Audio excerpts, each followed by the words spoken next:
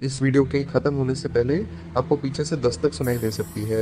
इसे नज़रअंदाज मत कीजिएगा, क्योंकि ये कहानी एक ऐसे कमरे के बारे में है जिसका आधिकारिक तौर पर कोई अस्तित्व नहीं है। कमरा नंबर 307। रात के लगभग 11:30 थे। आंध्र प्रदेश की एक सुनसान सड़क पर हल्की बारिश हो रही थी। सड़क के किनारे एक पुराना होटल खड़ा था। उसकी टिमटिमाती हुई नीली लाइट दूर से ही अजीब लग रही थी। एक कॉलेज स्टूडेंट अर्जुन अपनी आखिरी बस मिस कर चुका था। उसके पास रात बिताने के लिए कोई जगह नहीं थी, इसलिए वो उसी होटल में चला गया। जैसे ही उसने होटल का दरवाजा खोला, अंदर अजीब सन्नाटा था। रिसेप्शन पर बैठी एक औरत धीरे धीरे उसकी तरफ देखने लगी। उसकी आंखों में अजीब डर था।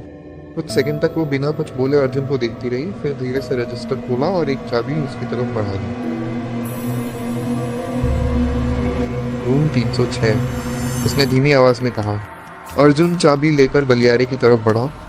वहां की लाइट बार बार झपक रही थी। दीवारों पर पुराना पेंट उखड़ा हुआ था और पूरा गलियारा उम्मीद से ज्यादा लंबा लग रहा था। चलते चलते उसने कमरे के नंबर देखे, 304, 305, 306, लेकिन उसके बाद कुछ नहीं था।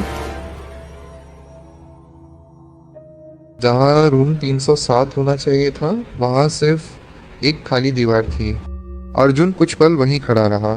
तभी उसे हल्की सी खटखटाने की आवाज सुनाई दी। टक टक टक। आवाज उसी खाली दीवार के पीछे से आ रही थी। उसने घबरा कर पीछे देखा, लेकिन गलियारे में कोई नहीं था। वो जल्दी से अपने कमरे में चला गया और दरवाजा बंद कर लिया। कमरा बिल्कुल सामान्य था। साफ बिस्तर, एक पुराना आईना और खिड़की पर गिरती बारिश की आवाज। धीरे धीरे अर्जुन की आंख लग गई।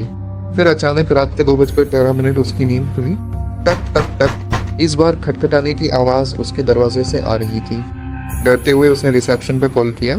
मेरे दरवाजे के बाहर कोई है, अर्जुन ने कांपती आवाज में कहा।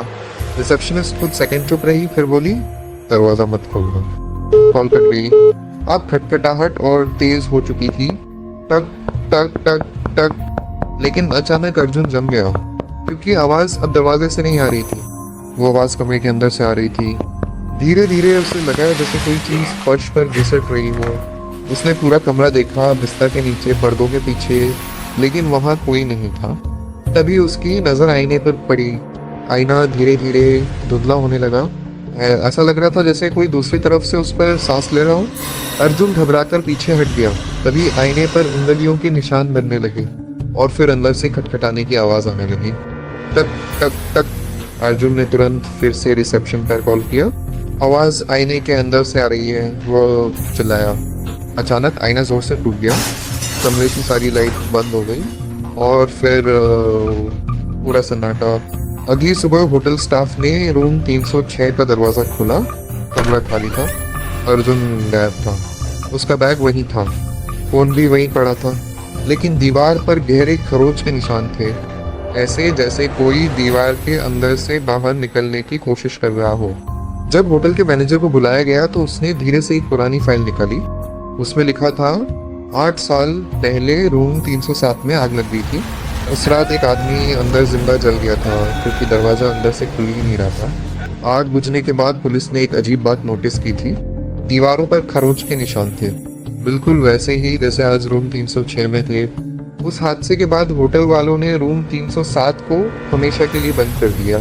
दीवार बना दी गई, उसका नाम रिकॉर्ड से हटा दिया गया। लेकिन कहते हैं हर कुछ महीनों में रूम 306 में रुकने वाले लोगों को आज भी रात 2:13 खटखटाने की आवाज सुनाई देती है। और अगर कोई उस आवाज का जवाब दे दे तो अगली सुबह वो कभी नहीं मिलता।